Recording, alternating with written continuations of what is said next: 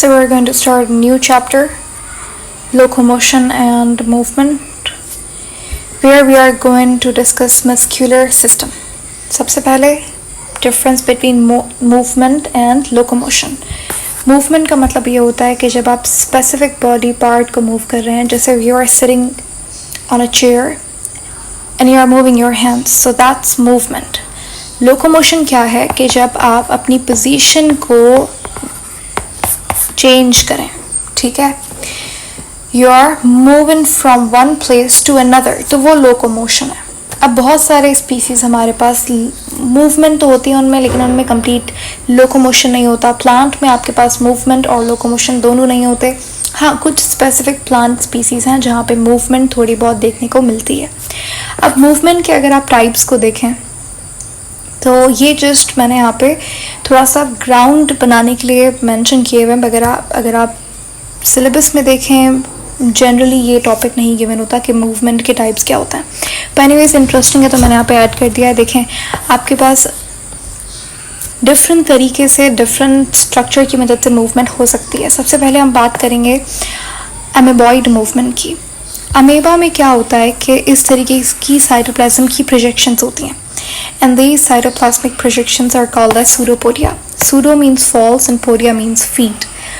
तो इसकी वजह से जो मूवमेंट होगी, साइटोप्लाज्म मूव करता है तो pseudopodia की वजह से जो मूवमेंट होती है वो अमेबॉइड मूवमेंट कहलाती है. ये अमेबा जो कि प्रोटोजोआ का मेंबर है, उसके अंदर अमेबॉइड मूवमेंट देखने को मिलती है. ये अमेबा का स्ट्रक्चर है, ठीक है. अच्छा, हमारे अंदर सेल्यूलर लेवल के ऊपर साइटोप्लाज्मिक स्ट्रीमिंग होती है, यानी कि साइटोप्लाज्म की मूवमेंट की वजह से सेल थोड़ा बहुत मूव करता है. उसे आप अमेबॉइड मूवमेंट भी कह रहे होते हैं, सेल स्ट्रीमिंग भी कहते हैं, ठीक है. उसमें क्या होता है, उसमें साइटोस्केलेटन, कौन सा साइटोस्केलेटन, माइक्रोफिलामेंट, माइक्रोफिलामेंट की वजह से उसमें सेल स्ट्रीमिंग होती है. सेकेंड, हमारे पास सीलिया की वजह से मूवमेंट हो, और ये आपके पास पैरामीशियम में देखने को मिलती है. इसे सीलियरी मूवमेंट कहते हैं. आपको पता है सीलिया जो है वो साइटोप्लाज्म की प्रोजेक्शन है. ये इस तरीके से सेल के ऊपर जो आपको हेयर लाइक स्ट्रक्चर दिख रहा है, ये सीलिया कहलाता है, ठीक है. अब सीलिया है क्या? It's an extra cytoplasmic projection. Cell membrane से ओरिजिनेट होता है सीलिया, और इसमें यूनी या फिर बाई डायरेक्शनल मूवमेंट देखने को मिलती है. तो इसमें यूनी डायरेक्शनल मूवमेंट देखने को मिलती है, ठीक है. तो ये पैरामीशियम में सीलिया की वजह से उसका सेल मूव करता है. सेकंड हमारे पास है फ्लेजरी मूवमेंट, जो कि फ्लैजिला की वजह से हो रही है. अच्छा, हमारे अंदर सीलियरी मूवमेंट होती है, यस. जैसे फॉर एग्जांपल के तौर पे अगर आप देखें, हमारे ओवीडक्ट, फीमेल्स में जो ओवीडक्ट होता है यानी कि फैलोपियन ट्यूब, वहाँ पे सीलिया होता है उसके इंटरनल साइड पे. तो उस सीलिया की वजह से आपके पास जो एग है वो मूव कर रहा होता है, ठीक है. तो जैसे ये आपके पास यूट्रस है, एक सेकेंड,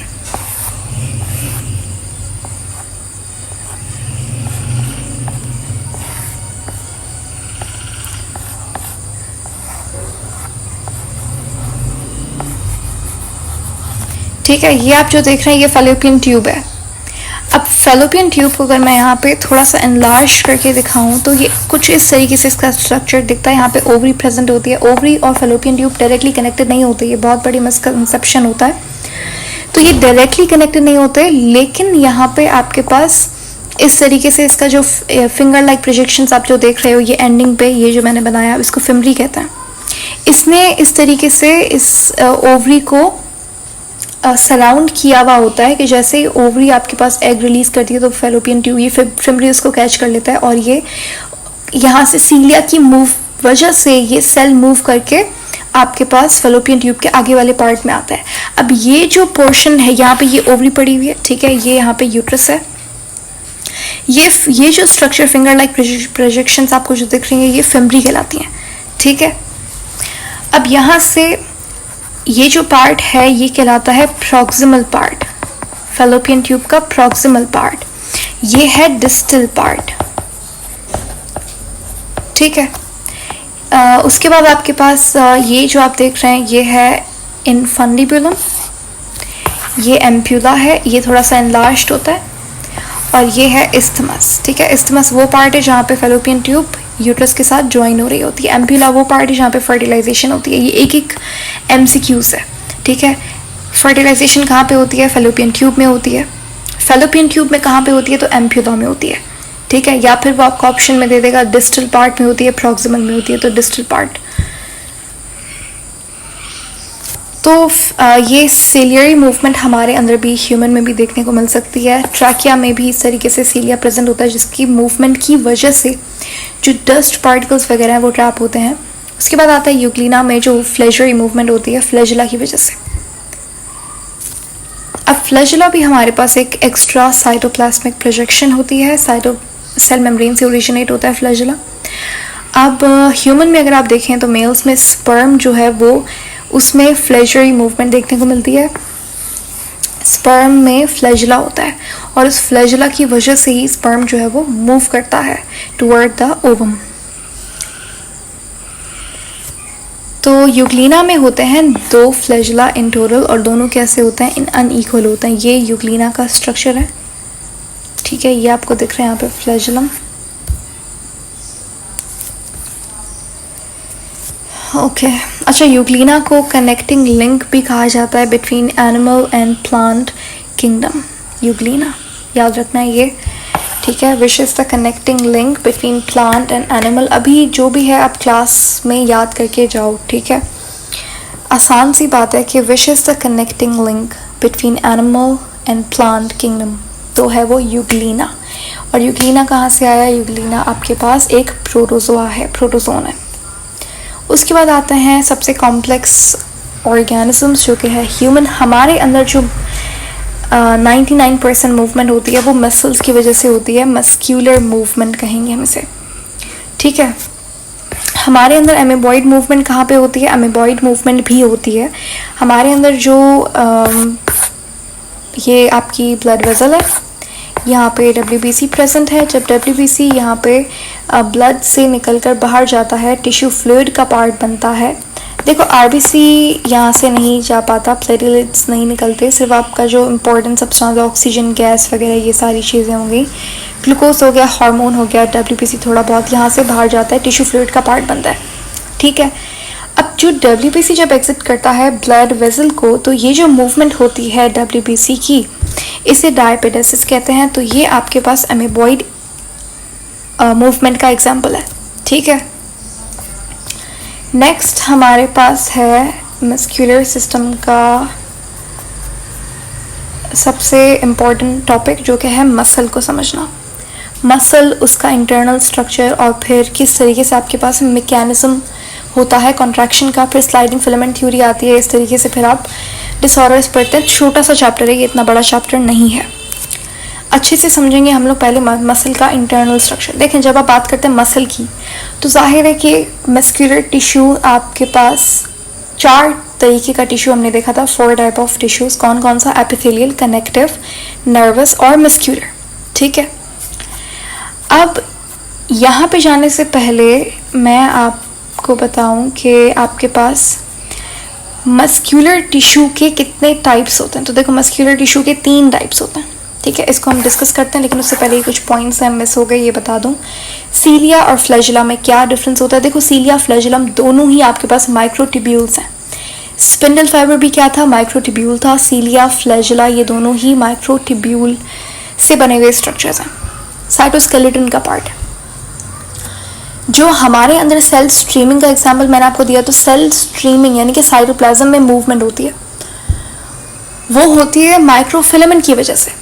ठीक है, सीलिया जो है वो 9+2 स्ट्रक्चर है। कि 9 और 2 क्या है? ये आपके पास माइक्रोट्यूब्यूल का नंबर है। फ्लैजिला में भी 9+2 अरेंजमेंट ही होती है माइक्रोट्यूब्यूल्स की।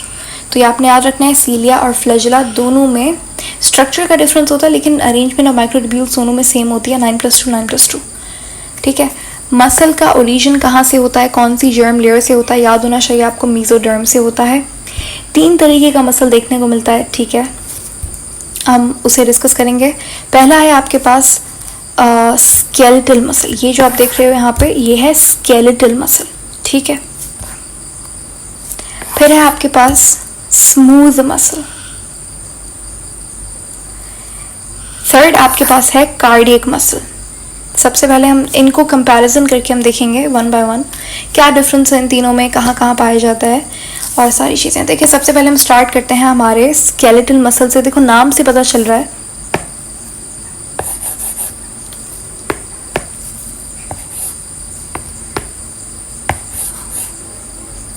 स्केलेटल मसल वो मसल है जो अटैच्ड है आपके स्केलेटन से यानी कि बोन से, इसीलिए स्केलेटल मसल। फिर है smooth muscle. Smooth muscle present है आपके स्मूथ ऑर्गन्स जो कि बने हुए हैं स्मूथ मसल से, जिसको हम वेस्ट्रल या फिर इंटरनल ऑर्गन्स भी कहते हैं, यानी कि जितना भी आपके पास इंटरनल ऑर्गन है वो स्मूथ मसल से बना हुआ है। कार्डियक आपका मसल जो होता है, कार्डियक मसल वो हार्ट बनाता है। अब डिफरेंस क्या है तीनों में? देखो सबसे पहले तो आप बात करते हैं इनके फंक्शन वगैरह की, इनका नेचर की। तो जो स्केलेटल मसल है वो वॉलंटरी होता है इन नेचर। वॉलंटरी का मतलब क्या है कि जो आपके कंट्रोल में है, जो आपके इख्तियार में है, वो स्केलेटल मसल है। स्मूथ मसल आपके कंट्रोल में नहीं है तो इनवॉलंटरी नेचर है। कार्डियक मसल भी इनवॉलंटरी। ऐसा तो नहीं होता कि आप जो है वो कंट्रोल कर सकते हैं कि नहीं मेरा हार्ट तो 100 टाइम्स पर मिनट बीट करेगा, ऐसा नहीं हो सकता, ठीक है। नॉर्मल हार्ट बीट क्या होती है पर मिनट? 72 टाइम्स, ठीक है। या फिर आप ये कह सकते हो कार्डियक साइकिल कितनी होती है पर मिनट? तो 72 होती है, सही है। ऐसा तो नहीं है कोई अगर मैं अभी दिल चाहे तो उसको 100 कर दूं, नहीं, वो मेरे it's out of my control, तो वो इनवॉलंटरी चीज़ हो गई, ठीक है। आप अपने डाइजेस्टिव सिस्टम में जो पेरिस्टाल्सिस चल रहा है उसको कंट्रोल नहीं कर सकते, तो इनवॉलंटरी, क्योंकि जितना भी आपका इंटेस्टाइन स्टमक वगैरह है वो स्मूथ मसल से बना हुआ है जो कि इनवॉलंटरी मसल है। हाँ, मैं अपना हाथ अपने हिसाब से मूव कर सकती हूँ, ठीक है। इसी तरीके से अगर कोई डांस करना चाहे, कोई अपना बोलना चाहे, कोई स्पीच करना चाहे, lecture I am teaching you right now, अगर डांस कोई करना नहीं, वो हो गया। तो जितना भी ये सारी चीज़ें जो आप कर सकते हैं, आप बोल रहे हैं, आप लेक्चर दे रहे हैं, आप अपना हाथ मूव कर रहे हैं जिस तरीके से आप करना चाहते हैं, you are exercising, you are working out, you are cooking, ये सारी चीज़ें आप अपने लिम्स की मदद से कर रहे हो, हैंड्स, लेग्स यानी कि 4 लिम्स, हाइंड लिम्स, तो ये सारा स्केलेटल मसल है, ठीक है, वॉलंटरी है। उसके बाद आप देखते हैं कि इनका लोकेशन क्या है। सबसे पहले स्केलेटल मसल आपका बोन से अटैच्ड होता है, ठीक है, ये मूवमेंट में हेल्प करता है। स्मूथ मसल आपका इंटरनल ऑर्गन बनाता है और कार्डियक मसल आपका हार्ट में प्रेजेंट होता है, ठीक है। अब जो स्केलेटल मसल है वो स्ट्रिएटेड मसल है। स्ट्रिएटेड का मतलब क्या है कि उसमें स्ट्रिएशंस हैं। स्ट्रिएशंस का मतलब है dark band, light band, dark band, light band. ये बैंड्स किस वजह से होता है? ये मसल के स्ट्रक्चर में छुपा हुआ राज है जो कि सीक्रेट है, जो कि अभी हम जब मसल का स्ट्रक्चर पढ़ेंगे तो समझ आ जाएगा ये स्ट्रिएशंस क्यों होती हैं। अभी के लिए इतना समझ लीजिए कि striations basically different contractile protein जो मसल में पड़ा हुआ है उसकी वजह से आती हैं। तो एक्टिन मायोसिन इस तरीके से। Dark band, light band. Dark band thick band होता है, लाइट बैंड थिन बैंड होता है, ठीक है। स्मूथ मसल जो है उसमें इस तरीके की कोई भी स्ट्रिएशंस नहीं होती। नाम से पता चल रहा है स्मूथ है भाई, कोई स्ट्रिएशन नहीं है उसमें। अनस्ट्रिएटेड, नॉन स्ट्रिएटेड मसल होता है। कार्डियक में भी स्ट्रिएशंस होती हैं, ये भी स्ट्रिएटेड होता है। स्केलेटल मसल जो है ये आपके पास शेप में कैसा होता है? सिलेंड्रिकल होता है, इस तरीके से इसकी शेप होती है। जो स्मूथ मसल है वो स्पिंडल शेप का होता है, ये आपको दिख रहा है यहाँ पे। और जो कार्डियक मसल है वो कुछ इस तरीके से दिखता है।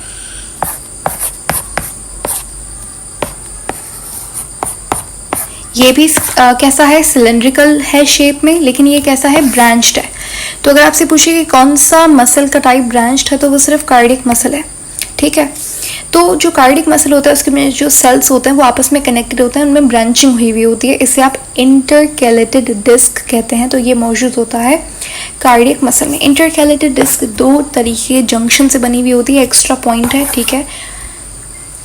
तो इंटरकैलेटेड डिस्क जो है वो 2 तरीके के जंक्शन से बनी हुई है। पहला आपके पास गैप जंक्शन जो कि साइटोप्लाज्म के दरमियान में होता है 2 सेल्स की, इससे मूवमेंट होती है, इससे कोऑर्डिनेशन होती है सेल्स के दरमियान में। दूसरा आपके पास डेस्मोसोम्स हैं।